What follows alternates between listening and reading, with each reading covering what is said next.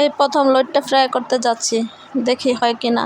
প্রথমে দিয়ে দিলাম আদা রসুন পেস্ট, দিয়ে দেব সাদা কালো গোলমরিচের গুঁড়া, ধনে গুঁড়া, লাল মরিচের গুঁড়া, জিরা গুঁড়া, গরম মশলা গুঁড়া,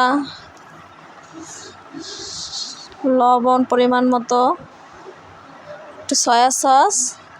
এখন এগুলোকে ভালো করে মেখে ঢাকনা দিয়ে ঢেকে 15 মিনিট পরে ফিরে আসবো। যে এখন ময়দা নিয়ে নিলাম পরিমাণ মতো, একটু মরিচের গুঁড়া আর একটু লবণ দিয়ে মেখে নেব। এটা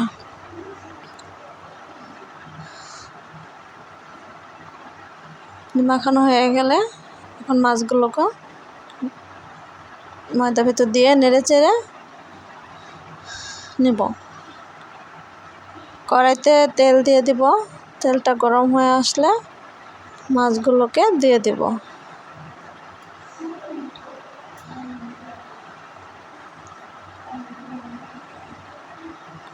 দেওয়া হয়ে গেছে, এখন উল্টে পাল্টে নেড়ে নেব। দেখতে পাচ্ছেন শুক্রবার মানে একটু স্পেশাল কিছু।